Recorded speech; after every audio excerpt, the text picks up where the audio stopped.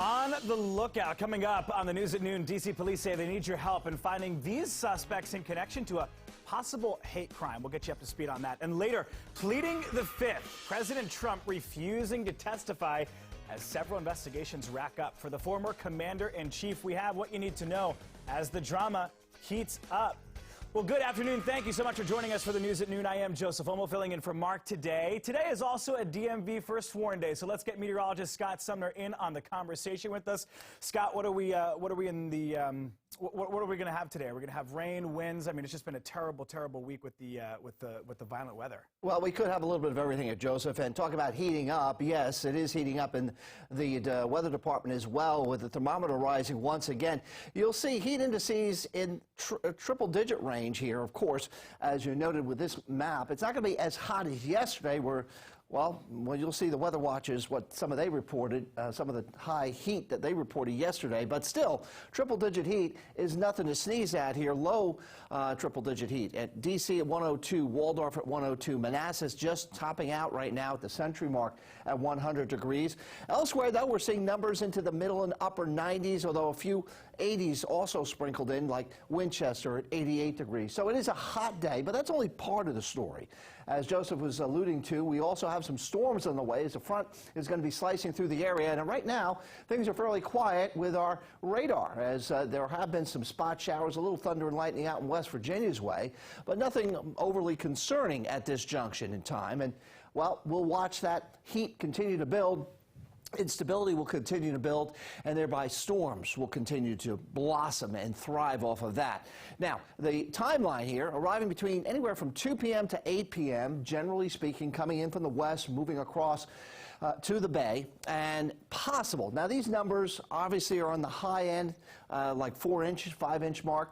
Possibility, but looking at some of the information the Weather Service was talking about, we could see anywhere from maybe 1 to 2 upwards to 4 inches, which obviously would create flash flooding since it has been so wet across the area. So flash flooding is possible, and then those showers, the heaviest of rain will die down to showers overnight tonight. Now, there is a flood watch in effect for all the counties shaded in green, which is a majority of the viewing area here. There's just a couple of counties in Northern Virginia that are not under that flood watch, and West Virginia, the Panhandle is okay, and much of Maryland here, north of the I-270 corridor, is not under the flood watch. Now, if some flooding and heavy rains do persist throughout the afternoon, flash flood warnings will be put in place. And a warning, well, that would entail one of these three things: either a short duration, less than 6 hours of heavy rain, or 1 to 2 inches per hour or greater. So we'll watch all of that here in the Weather Center and keep you safe throughout your Wednesday. Joseph? All right, Scott Sumner to start us off there in the Weather Center. Scott, thank you. Developing now in Prince George's County, police there are looking for the person who's responsible for a homicide that happened this morning. Investigators confirming to DC News Now that they found the body of an adult male inside of that car right there at the intersection of Wessex and Chesterfield Drives at around 6:45 this morning. Police have not released the man's name or even how he died, but they are asking anybody with information to call PG Crime Solvers or submit the tip using their P3 Tips app. And remember, whenever you reach out to police, you can always do so anonymously. And searching for suspects, DC police need your help finding 2 people who they say targeted a couple with homophobic slurs and then assaulted them. Our Kristen Mutino is following this story for us. Police are releasing a key clue in their search for 2 suspects. They have pictures that they hope will lead to a possible arrest. On your screen here are the 2 teens police are looking for. They were caught on a nearby surveillance camera. MPD say they're now investigating this as a possible hate crime. DC News Now spoke with 2 victims, Robert and Antonio. They tell us they were walking on 7th Street Northwest when they saw the 2 teenagers who began yelling homophobic slurs, which included a monkeypox reference. That's when Robert and Antonio went to walk away. The suspects then came up behind them and punched them in the head and mouth.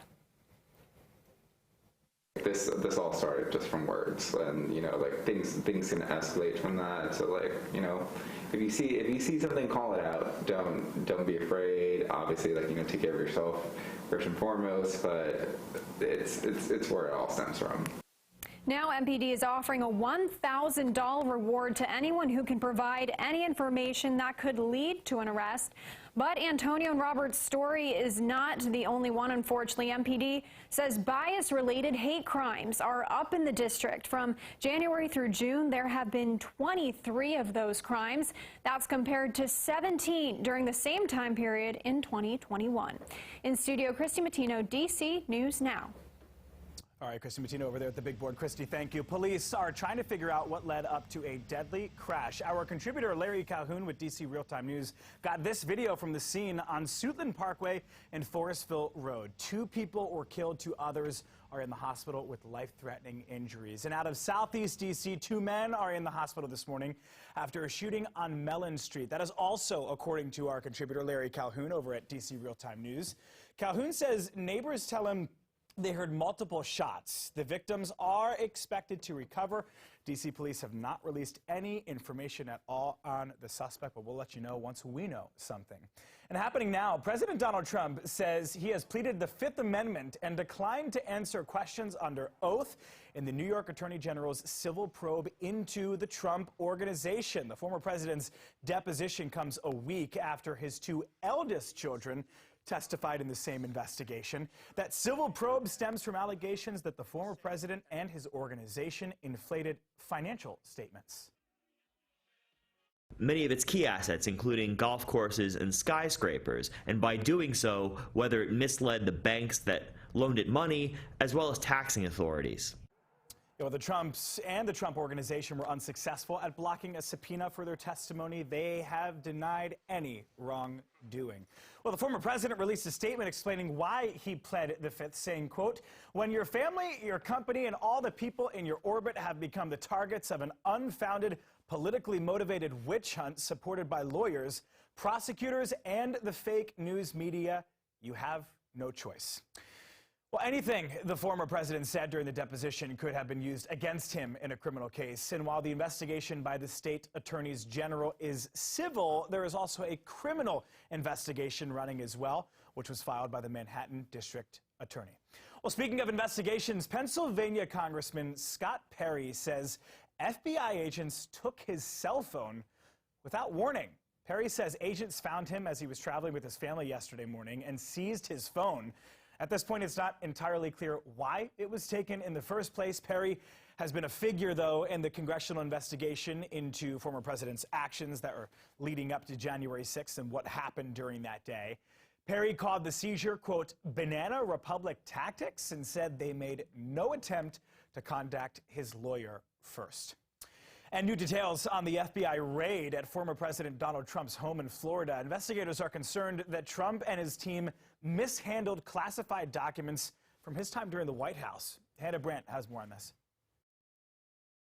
The FBI, when it comes to Trump and other organizations, have lost their mind. The FBI raid on Monday night prompted criticism from Republican allies of the former president and sparked a gathering of supporters outside of the Mar-a-Lago estate. We think it's an abuse of power. A federal judge had to sign off on the FBI search as agents try to determine whether the former president mishandled classified documents. But Republicans like Senator Roger Marshall are accusing the Justice Department of playing politics. Folks back home are real concerned about what the federal government has become. Democrats in the White House say they have nothing to do with the investigation. The Justice Department conducts investigations independently. The president was not briefed, was not aware of it. No one at the White House was given a heads up. Speaker Nancy Pelosi told NBC's Today Show she doesn't know much about the FBI's search, but believes no person is above the law, not even a former president. Senator Lindsey Graham has a different take. Nobody's above the law, but the law needs to be above politics. As the former president considers another run for the office in 2024, allies like Senator Graham and Congressman Jerry Carl say this only strengthens his political position. I believe he was going to run before. I'm as stronger in my belief now. The FBI has fired his base up, and there'll be no stopping Donald Trump.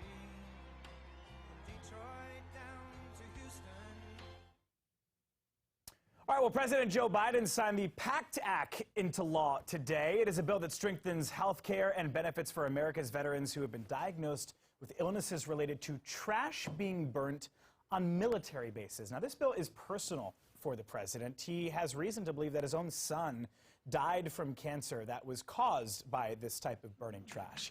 President Biden did not solely blame the burning trash, but he noted a connection. He also noted how both sides of the aisle were able to come together on this act and allow for it to be passed. Well, the act marks the most significant bill earned and more than deserved. This law is long overdue, but we finally got it done together. And I don't want to hear the press tell me Democrats, Republicans can't work together. We got it done, and we got it done together. So God bless you all. You are the backbone, the very spine of this country. Excuse me there. That was President earlier today at the White House. The act marks the most significant bill for toxic exposed veterans in over 3 decades. All right, happening tonight, Prince George's County health officials will be hosting a monkeypox town hall from 6:30 to 7:30 p.m. All the details are up there on your screen. The virtual town hall will have a panel of experts discussing prevention, treatment, and how you can get vaccinated against the virus. There will also be a nice Q&A session at the end, so that way you can ask whatever questions you may have. All you have to do is log on tonight via Zoom, and those details are on our website at dcnewsnow.com. Well, it comes as U.S. health officials are fighting against the number of monkeypox cases that only continues to rise. DC News Now's Corey James tells us how they are shifting their response to the spike. Take a look. Dividing doses, that is how U.S. health officials are planning to get more monkeypox vaccines out to people. On Tuesday, the Biden administration announced a new plan to stretch out the limited supply of doses. Under this plan, 20% of the usual doses would be administered by injecting the vaccine under the skin instead of going deeper into tissue. Now, health officials say the smaller dose of the vaccine is just as effective. The doses will still be administered as 2 separate shots 4 weeks apart. Currently, there are 440,000 doses available, and when divided, it would turn into more than 2 million. Today's action will boost and strengthen our response further. It safely accelerates and multiplies our supply of effective vaccines by up to 5-fold. Right now, the number of cases in the United States is reaching 9,500, according to the CDC. Officials say that between 1.6 million to 1.7 million Americans are considered high risk. That's more than 3.2 million shots. For DC News Now, I'm Corey James. All right, Corey, thank you. Well, happening today, investing in the district's LGBTQ+ community. The Mayor's Office of LGBTQ Affairs is hosting an application conference. It starts at noon, just started a couple minutes ago, and will take place at the Martin Luther King Library. It's for organizations to learn more about the Community Development Grant for 2023. Now, that grant aims to provide services to address education, public safety, economic development, health, and wellness for the LGBTQ+ community. The deadline for electronic applications is on August 29th. All right, we're talking your money this afternoon. Falling gas prices have Americans getting a slight break from the pain of high inflation last month, though the surge in overall prices slowed from the 4-decade high it reached in June. That is good news. Consumer prices, though, jumped 8.5% in July compared to this time last year. It's down from a 9.1% year-over-year jump in June. On a monthly basis, prices were unchanged from June to July. Things are still expensive, the smallest such rise in more than 2 years.